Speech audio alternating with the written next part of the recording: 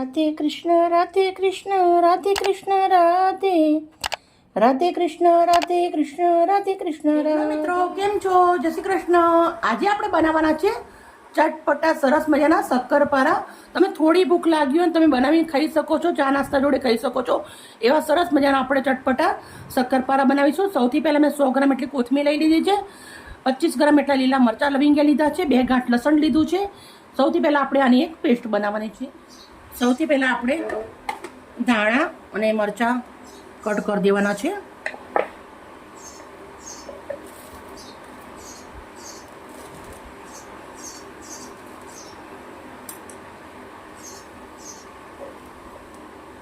મિક્સરના જારના અંદર નાખી દેશું ધાણા. પછી આપણે જે મરચાં છે એના આવી રીતના 2 ટુકડા કરી દેશું.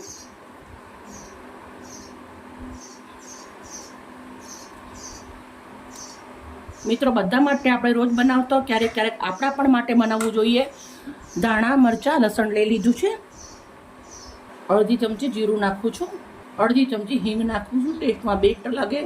અડધી ચમચી મીઠું નાખું છું, અડધી ચમચી કશ્મીરી મરચું, અડધી ચમચી હળદર, અડધી ચમચી ધાણા જીરું. હવે આપણે આને પીસી લઈશું. હું આના અંદર 2 ચમચી એટલું પાણી નાખી દઉં છું. પેસ્ટ એકદમ મસ્ત થઈ જાય. મિત્રો તમે જોઈ શકો છો પેસ્ટ એકદમ બહુ મસ્ત મજાની ચટાકેદાર રેડી થઈ ગઈ. વાટકી ભરી અને મેંદાનો લોટ લીધો છે. તમે ઘઉંનો લોટ પણ લઈ શકો છો. બાળકો નાના હોય તો ઘઉંના લોટનો ઉપયોગ કરવાનો. લોટના અંદર આપણે દેશી ઘી નાખું છું 2 ચમચી. થોડું મીઠું નાખી દઉં છું. મીઠું આપણે પેસ્ટના અંદર નાખેલું છે એટલે હાથેથી આપણે આને સરસ મિક્સ કરી દેવાનું છે. તમે જોઈ શકો છો આવી રીતના એકદમ ક્રિસ્પી અને પોચા બને શક્કરપારા આપણા. સરસ મિક્સ કરી દેશું. સરસ મિક્સ કરી લીધેલું છે. હવે જે મેં પેસ્ટ બનાવી છે એ પેસ્ટ આપણે બધી જ આના અંદર નાખી દેવાની છે. લોટ પેસ્ટના અંદર બંધાઈ જશે. જરૂર પડશે તો પાણીનો ઉપયોગ કરશું, નહીં તો પેસ્ટના અંદર આપણો લોટ મસ્ત બંધાઈ જશે. પાણીની જરૂર નહીં પડે.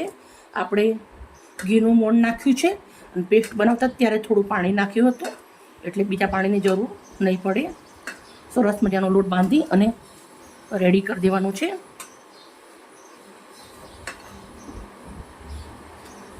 મિત્રો તમે લોટ જોઈ શકો છો મસ્ત બંધાઈ ગયો છે.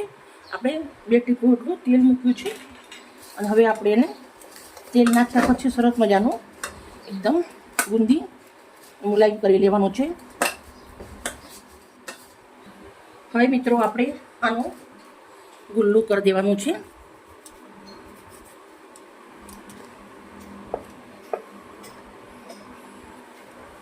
ગુલ્લું કરી અને જે અટોમણ છે એના વાળું કરી દેવાનું છે. મેં મેદાનું જ લીધું છે અટોમણ. હવે આપણે આને વણવાનું છે ગુલ્લાને.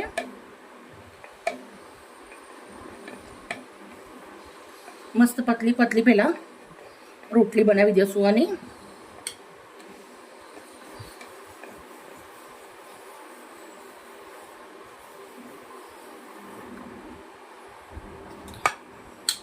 મેં મસ્ત મોટી રોટલી બનાવી દીધી છે.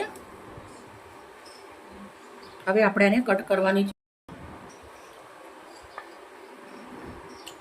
આપણે આવી રીતે કટરથી કટ કરી લેવાનું છે.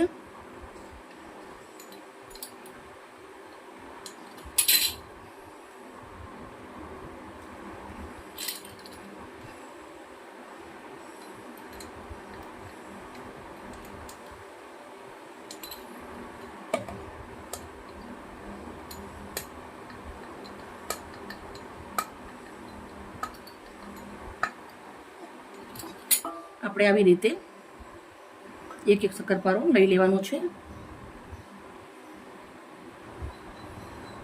બધા જ હું આવી રીતે બનાવી અને રેડી કરી દઈશ. મિત્રો બધા શક્કરપારા વણી અને રેડી કરી દીધા છે. કઢાઈના અંદર તેલ મૂકી દીધું છે. તેલ મસ્ત ગરમ થઈ ગયું છે. હવે આપણે એક નંગ આવી રીતે લઈ અને શક્કરપારા નાખી દેવાના છે. સ્ટેપ બાય સ્ટેપ નાખીશ. તેલ એકદમ મસ્ત ગરમ છે. ગરમ તેલ થાય પછી આપણો તાપ થોડો ધીમો કરી દેવાનો છે અને આવી રીતે શક્કરપારા અંદર નાખી દેવાના છે. મિત્રો, તમે ઘણા બધા નાસ્તા ખાતા હશો, જે પણ આપણે આવી રીતના ઘરે બનાવીને ખાઈએ તો પૈસાનો બી ફાયદો થાય, આપણી સેહત પણ બહુ સરસ રહે.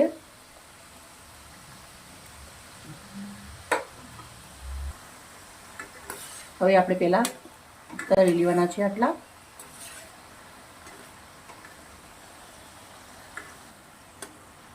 સરસ મજાના આપણા શક્કરપારા તળાઈ ગયા છે, તમે જોઈ શકો છો.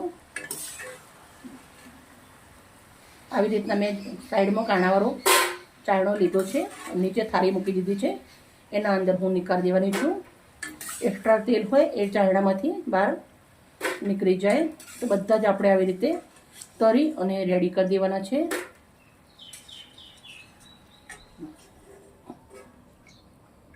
અને મને કંઈક આવું નવું ઘરનું ચટપટું ખાવું ગમે એટલે હું બહુ જ મહેનત કરું છું. પણ પ્લીઝ મને એક લાઈક કરજો, તમારી જોડે શેર કરું છું. બધા શક્કરપારા મેં તરી અને નીકાળી દીધા છે. આ લાસ્ટ છે. ગેસ બંધ કરી દઉં છું અને હવે આપણે બહાર નીકાળી દેવાના છે. આને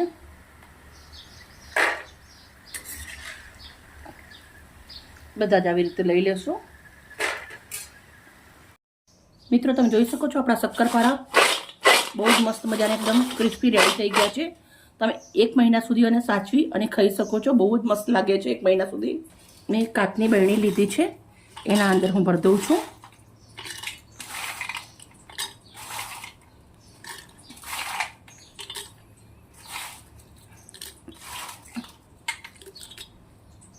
બરણી આપણે ભરી લીધી છે કાચની. અને હવે આપણે અત્યારે હાલ જ ખાવાનું છે મારે, એટલે આવી રીતના નાના બાઉલના અંદર લઈ લઉં છું.